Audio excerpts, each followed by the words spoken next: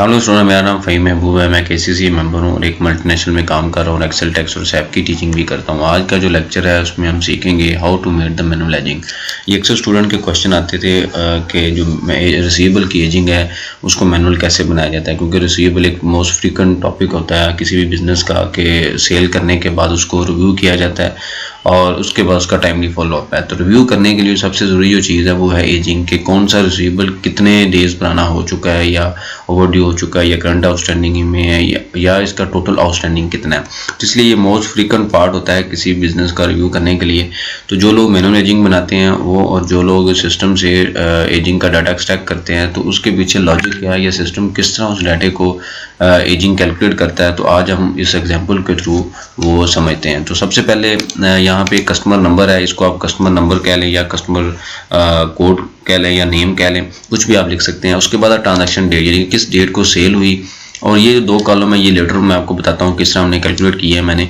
उसके बाद है कि इसकी डेबिट अमाउंट यानी कि रिसीवेबल अमाउंट कितना है और क्रेडिट क्या है। अगर सेल रिटर्न हुई है तो उसके ऊपर सेल रिटर्न के ऊपर भी कि इसका नेट बैलेंस कितना है। फॉर एग्जांपल यहाँ पे सिर्फ इसकी एग्जांपल लें तो इसमें रिटर्न हुई है लेकिन इसका कोई बैलेंस सेल इसको नहीं हुई। तो मैनुअल एजिंग के लिए हम क्या करेंगे, ये ट्रांजैक्शन डेट है। ट्रांजैक्शन डेट के बाद हम एक फार्मूला लगाएंगे टुडे, यानी कि टुडे आज की डेट का फार्मूला लगाने के बाद उसमें से माइनस कर देंगे ट्रांजैक्शन डेट। यानी कि मैंने किया क्या कि ट्रांजैक्शन डेट माइनस यानी कि टुडे का फार्मूला लगाया, ठीक है, इसमें से माइनस क्या किया मैंने ट्रांजैक्शन डेट। तो ये मेरे पास नंबर ऑफ डेज आ गए कि ये ट्रांजैक्शन आज से कितने दिन पुरानी, यानी कि 346 डेज पहले ये ट्रांजैक्शन हुई थी फॉर 17 अप्रैल 2019 में, यानी कि 346 डेज हो चुके हैं इस ट्रांजैक्शन को हुए। तो अब जो इंटरवल है एजिंग का, नॉर्मली क्या होता है बिजनेस जो बाय डिफॉल्ट चलते हैं, क्योंकि ये इंटरवल हर बिजनेस का उसकी नेचर ऑफ बिजनेस के मुताबिक बनते हैं।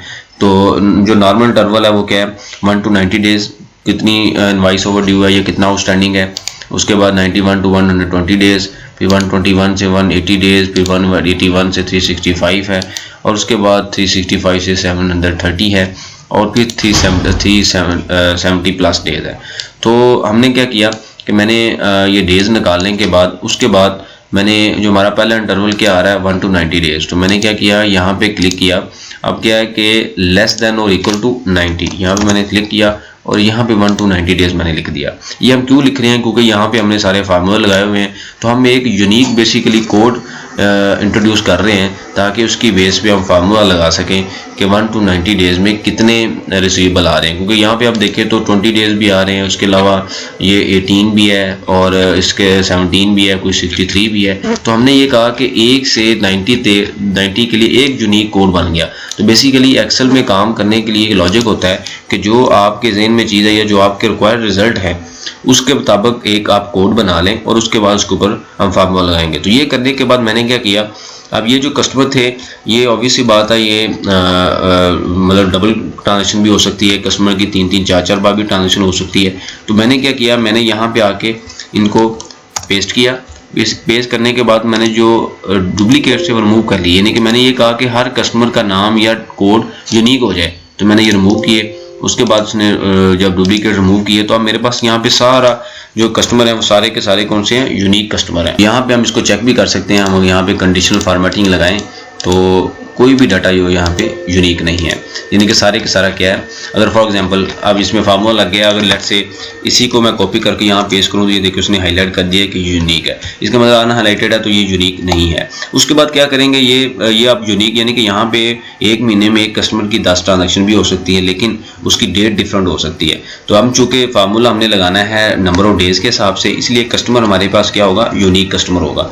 अब उसके बाद हम क्या लगाएंगे, यहाँ पे सिंपल सम इफ का फार्मूला लगा देंगे, यानी कि एक सम इफ है एक सम इफ्स है। इसमें दो मल्टीपल क्राइटेरिया हैं, एक क्या है हमने कस्टमर नेम उसको या कस्टमर कोड जो है वो फाइंड कर रहे हैं, दूसरा हमारे पास यूनिक कोड है कि 1 to 90 डेज को सेपरेट कर ले। तो हम सिंपल सा क्या फार्मूला लगाएंगे, सम इफ का हम नहीं लगाएंगे, सम इफ्स का लगाएंगे। तो सम इफ्स के लिए सबसे पहले क्या है, जो अमाउंट आपने जमा करनी है या जो आपके डिजायर रिजल्ट हैं उसको आपने सेलेक्ट करना है। उसके बाद आपने पहला लॉजिक देना है। पहला लॉजिक क्या है कि कस्टमर किसको फाइंड करे, इसको फाइंड कर लो। उसके बाद अगला लॉजिक क्या है कि इस एजिंग में से 1 to 90 डेज सेलेक्ट कर लो, तो वो हमने 1 to 90 डेज सेलेक्ट कर लिए। तो इस तरह करने के बाद अब हम क्या करेंगे, इस फार्मूले को ये हमारा फिक्स है, उसके बाद ये भी फिक्स है, ये हम कह रहे हैं कि चेंज हो जाए, इसको भी हमने फिक्स कर लिया, और J4 जो 1 to 90 डेज है वो भी फिक्स है। उसके बाद हमने इसको यहाँ पे पेस्ट कर दिया। तो ये अगर आप ये देखें तो 1 to 90 डेज पे कितना बैलेंस आ रहा है, 48 मिलियन। ठीक है, इस सब को आप टोटल यहाँ पे नीचे पेस्ट कर दें तो ये टोटल जो बैलेंस आपके पास आ जाएगा, इसको फॉर एग्जांपल मैं ख़त्म कर देता हूँ। तो टोटल जो बैलेंस है वो क्या कह रहा है कि जी टोटल जो बैलेंस है वो है 217 मिलियन। टोटल बैलेंस वो कह रहा है कि 217 मिलियन। तो 1 to 90 डेज 48 मिलियन है, 91 से 120 पे कोई बैलेंस नहीं है, उसके बाद 121 से 180 पे कोई बैलेंस नहीं है, फिर 181 से 365 118 मिलियन है, और 370 प्लस 49 मिलियन है। तो सबका टोटल कितना है, 217 मिलियन। अब इसको चेक करने के लिए हम क्या करेंगे, इनका टोटल भी चेक करेंगे क्या ये मैच है, क्योंकि ये मैच होना चाहिए। तो ये भी 217 मिलियन है, तो इसका मतलब हमारी एजिंग ठीक हुई। अब ये एक फार्मूला हमने डिज़ाइन कर लिया। फॉर एग्जांपल आपकी रिक्वायरमेंट है कि जी ये जो इसमें कोई ट्रांजेक्शन नहीं है, लेट्स से पहले डीलर में कोई ट्रांजेक्शन नहीं है, पहले कस्टमर में कोई ट्रांजेक्शन नहीं है, तो यहाँ पे फर्स्ट कर मैं पेश करता हूँ, क्या वो वैल्यू वहाँ पे उठाएगा। तो आप यहाँ पे देखिए उसने ऑटोमेटिकली यहाँ पे वैल्यू यहाँ पे उठा ली। ठीक है, इसका मतलब ये फार्मूला डिज़ाइन हो गया। अब जस्ट आप क्या करेंगे, यहाँ पे डाटा पेस्ट करेंगे और ये सिस्टम, ये जो फाइल है ये आपको एजिंग कैलकुलेट करके देती रहेगी। अब अगला जो लेक्चर होगा इंशाल्लाह जो उसमें मैं आपको सिखाऊंगा कि how to make a dashboard report, क्योंकि पूरे महीने फॉर एग्जांपल ये पूरा मंथ आप काम कर रहे हैं रिसीवेबल्स का, तो इसका एक आपने डैशबोर्ड कैसे बनाना है कि आपको कैसे पता चले कि एक रिसीवेबल की हिस्ट्री क्या है, उसका पोटेंशियल क्या है, डीलर पोटेंशियल हिस्ट्री क्या है बेसिकली, या कस्टमर पोटेंशियल हिस्ट्री क्या है। तो अगले लेक्चर में हम वो सीखेंगे कि उसको हमने कैसे बनाना है।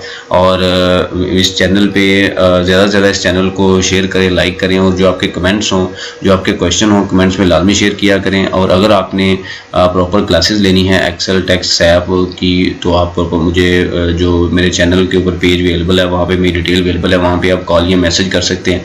और इससे अगले जो लेक्चर्स हैं उसमें इंशाल्लाह मैं आपको ये सिखाऊंगा, बल्कि जो प्रॉपर क्लासें हैं उसमें कुछ स्टूडेंट सीख भी रही हैं कि how to make the financial statement.